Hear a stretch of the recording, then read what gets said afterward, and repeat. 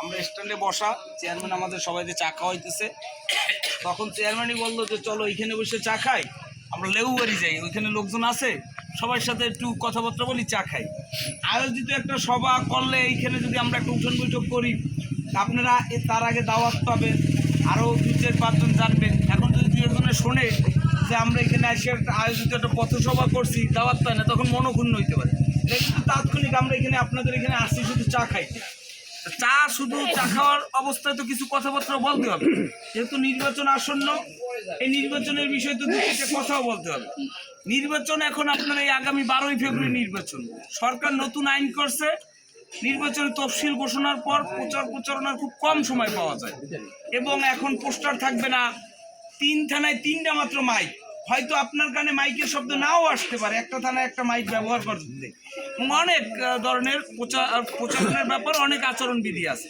কিন্তু আমরা মোটামুটি সবাই স্মার্টফোন চালাই, সবাই কম বেশি তো অবগত আছি। এখন পিরোজপুর এই আসনে 2 জন প্রার্থী, একজন হচ্ছে বাংলাদেশ জামাতি ইসলাম, এই জামাতি ইসলামের প্রার্থী, যার মার্কা দাঁড়িপাল্লা, আমাদের মরহুম দেলোয়ার হোসেন সাইদি সাহেবের ছেলে। আরেকজন হচ্ছে বাংলাদেশ জাতীয়তাবাদী দল বিএনপির প্রার্থী অধ্যক্ষ আলমগীর হোসেন, যার মার্কা ধানের শীষ।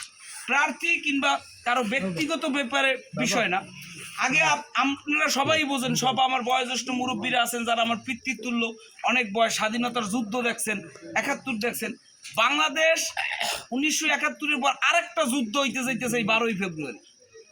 একদল শকুন বাংলাদেশে আবার পাকিস্তান, লেবানন, আফগানিস্তান বাড়ানোর ষড়যন্ত্রে লিপ্ত। যারা টেলিভিশন দেখেন, মোবাইল চালান, এরা দেখতে পাচ্ছেন বিভিন্ন মব সন্ত্রাস তৈরি করে, বিভিন্ন ধরনের স্বাধীনতার সপক্ষের স্তম্ভগুলো ভাঙতে আছে, প্রথম আলো পত্রিকায় আগুন লাগাইয়ে দেয়।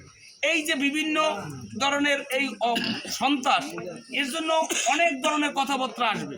ভোট কেন্দ্রে যদি ভোট বর্জন করে আপনি বসে থাকেন, তা আপনার ভোট বর্জনটা কিন্তু আপনি ভোট দেবেন না, সেটা স্বাধীনতার পক্ষে ভোটটা, বিপক্ষে কিন্তু ভোটটা চলে যাবে। দাঁড়িপাল্লার আপনি ঘরে বসে থাকা মানে কি তারা চায়। এবং অনেক অনেক আমাদের কাছে রিপোর্ট আসছে, নাজিপুর থানার অনেক হিন্দু গ্রামে গ্রামে ঢুকিয়া বলতেছে যে আপনারা ভোট কেন্দ্রে যাবেন না, বিভিন্ন ডিস্টার্ব, এইরকম যদি আপনাদের গ্রামে কেউ বলে, আপনার সাথে সাথে চেয়ারম্যান আছে, আমাদের ইউনিয়ন বিএনপি সভাপতি নাসির মল্লিক আছে, তাদেরকে জানাবেন। আমরা আমাদের মোতার ভাই দীর্ঘ 9 বছর চেয়ারম্যান ছিল, হিন্দুদের সাথে কি অতপ্রত আমরা এক থালায় ভাত খাইছি না ভাই? এই নলতলার ঘটনায় আমাদের হিন্দু ভাইদের জন্য আমরা মামলা ফেস করছি না?